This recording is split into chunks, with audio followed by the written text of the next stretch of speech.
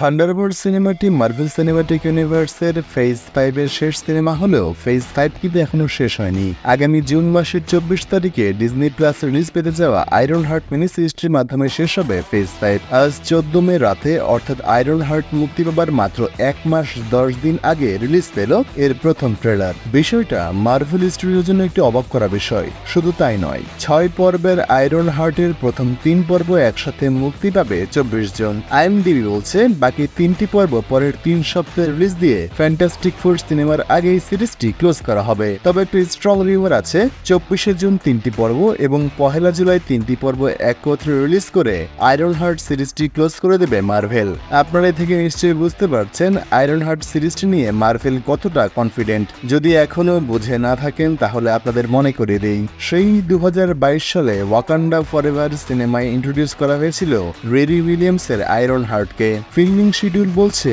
অনেকটা Wakanda forever সিনেমার সাথেই আয়রন হার্ট সিরিজটি শুটিং শেষ হয়েছে। পুরো সিরিজটি রেডি হয়ে 3 বছর ধরে অপেক্ষা করছে দর্শকের সামনে আসার জন্য, কিন্তু না ডিজনি স্টুডিও না মার্ভেল স্টুডিও কেউই গ্রেটার মার্ভেল ইউনিভার্সে আয়রন হার্ট ঠিক কোথায় কিভাবে সেট হবে সেটা ঠিক করতে পারছিল না। তাই এতদিন পর কোনো মতে ডাম্পিং করা হচ্ছে iron হার্টকে।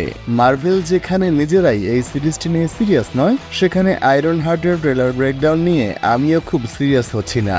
Just basic story line এবং কিছু ক্যারেক্টারের সাথে আপনাদের পরিচয় করে দিব, যাদের হয়তো আপনারা ট্রেলারে প্রথমবার দেখে প্রপারলি ধরতে পারেননি। তবে তার আগে আপনাদেরকে আরো একটু প্রিলুড দেওয়া জরুরি। কমিক বুকে রেরি উইলিয়ামস টনি স্টার্কের আয়রন ম্যান থেকে ইন্সপায়ার হয়ে তার মতোই স্যুট বানিয়ে ভিজিল্যান্টি হয়েছিল। আমরা ওয়াকান্ডা ফরএভার মুভিতে প্রথমবার যখন রেরিকে দেখি তখন অলরেডি তার তৈরি করা একটা স্যুট ছিল, যেটা নেমোর যখন সুরিকে ধরে নিয়ে যায় সে সময় অকার্যকর হয়ে পড়ে। এরপর ওয়াকান্ডায় ভাইব্রেনিয়াম দিয়ে রিরি একটা স্যুট বানায়, যেটা সিনেমার শেষে ওয়াকান্ডাতে রেখেই তাকে চলে আসতে হয়। সুতরাং নতুন করে এই সিরিজে রিরিকে নিজের জন্য আরো একটা স্যুট বানাতে হবে। এজন্যই সে নানা রকম কাজকর্ম করে পয়সা জোগাড় করছে। আর এভাবেই তার সাথে পরিচয় হয় অ্যান্থনি রামোস অভিনীত পার্কার রবিন্সের সাথে, যে কিনা ধীরে ধীরে মার্ভেলের ম্যাজিক্যাল ডেমন ম্যাফিস্টোর সংস্পর্শে এসে দ্য হুড হিসেবে পরিচিত হবে। জি প্রিয় মার্ভেল ফ্যান, অগাথা অল অ্যালংয়ে যে ম্যাফিস্টোর কাছে আত্মা বিক্রি করে অগাথা পাওয়ার পেয়েছিল, কমিক বুকে ওয়ান্ডার 2 বাচ্চা বিলি এবং টমি যে ম্যাফিস্টো দ্বারা সৃষ্টি হয়েছিল, সেই ম্যাফিস্টোকে সম্ভবত আমরা প্রথমবারের মতো আয়রন হার্ট সিরিজে দেখতে চলেছি। আপনার ট্রেলারের শেষাংশে পার্কার রবিন্সের পিঠে ম্যাজিক্যাল পেইন্ট দেখেছেন নিশ্চয়ই। আমার অনুমান ম্যাফিস্টোর সংস্পর্শে এসে দ্য হুড হয়ে ওঠার আগের মুহূর্ত এটি। অবশ্য ট্রেলারের শুরুতে আমরা এই দলে রিডি কিভাবে কাজ পায় তা দেখেছি। একটা লিফটে তাকে আটকে বিষাক্ত গ্যাস ছেড়ে দেওয়া হয়েছিল। এই দলটি যে একদল গুন্ডা পান্ডা দিয়ে ভরপুর সেটা রিডি বুঝলেও স্যুট তৈরির জন্য টাকার দরকার, তাই তাদের সাথে সে কাজ করতে আগ্রহী হয়। ট্রেলারে একাধিকবার রিডির বান্ধবী রিডির মা তাকে সতর্ক করে, কিন্তু যেমনটা এই টাইপের গল্পে হয়, অন্যায় জেনেও টাকার লোভে খারাপের সাথে হিরো মিশে, কিন্তু এক সময় তাদের অন্যায়ের বিরুদ্ধে রুখে দাঁড়ায়। ট্রেলারে পার্কার রবিন্স বা দ্য হুডের বাইরে 3টি গুরুত্বপূর্ণ ক্যারেক্টারকে আমরা দেখেছি। প্রথমত, MIT ইউনিভার্সিটি ল্যাবে একজন শিক্ষক বলছেন রিরি ছাড়াও MIT-তে আরো অনেক ট্যালেন্টেড স্টুডেন্ট আছে। যে প্রিয় মার্ভেল ফ্যান, আমাদের পিটার পার্কার নিজের পরিচয় ভুলিয়ে দিয়ে বান্ধবী এলজে এবং বেস্ট ফ্রেন্ড নেটকে এই MIT-তে চান্স পাইয়ে দিয়েছে অলরেডি। টাক মাথার যে শিক্ষকটি এই কথা বলছিল, এই অভিনেতার নাম জিম র্যাশ, যাকে আমরা এর আগে ক্যাপ্টেন আমেরিকা সিভিল ওয়ার সিনেমায় টনি স্টার্কের সাথে দেখেছিলাম MIT-র কিছু ট্যালেন্টেড স্টুডেন্টকে স্কলারশিপ দেয়া নিয়ে কথা বলতে।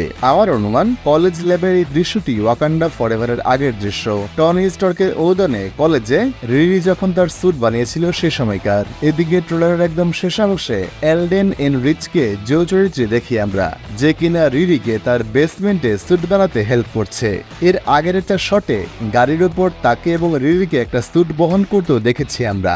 আমার অনুমান হলো দ্য হুডের সাথে কাজ করে যে টাকা পাচ্ছে রিরি, তা দিয়ে জো এর সহযোগিতায় নতুন স্যুট বানাচ্ছে। তবে এই চরিত্রটিকে নিয়ে একটা স্ট্রং রিউমার আছে। আমরা আয়রন ম্যান 1 মুভিতে যে ভিলেনটাকে দেখেছিলাম তা কি মনে আছে আপনাদের?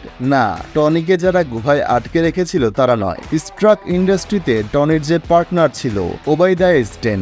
একটা স্ট্রং রিউমার আছে জো নামে রিরিকে সাহায্য করা এই ছেলেটি সে ওবাইদা স্টেনের ছেলে। তার উদ্দেশ্য হলো আয়রন ম্যানের লিগেসিকে বদনাম করা আয়রন হার্টের মাধ্যমে। দেখা যাক রিউমারটা কতটুকু সত্য হয়। ট্রেলারের একটা শটে একজন ফিমেল AI হলোগ্রামকে দেখি আমরা। আমরা। টনি স্টার্কের জার্ভিসের মতো কমিক বুকেও আয়রন হার্টের এআই অ্যাসিস্ট্যান্ট ছিল neuro autonomous technical assistant and laboratory intelligence entity, সংক্ষিপ্ত হবে নাটালি। মূল সিরিজেও নাটালি আছে নাকি স্পাইডারম্যান ফার ফ্রম হোমে আমরা টনির তৈরি করা যে এডিটকে দেখেছিলাম তারই হলোগ্রাফিক ইমেজ জেনারেট করেছে রিরি, সেটা তো সিরিজে দেখা যাবে। তবে আমি আমার এক্সপেকটেশন একদম লো রাখছি। অনেক আশা করে হতাশ হওয়ার চেয়ে একদম আশা না করে একটা ভালো কিছু পেলে আমি বেশি খুশি হব। এ প্রত্যাশায় আমি আপনাদের মার্ভেল বন্ধু মোহাম্মদ খায়রুল বাশার বাঁধন এবং ভিডিও এডিটর আদিল ইসলাম আকাশ বিদায় নিচ্ছি আজকের মতো। টাটা।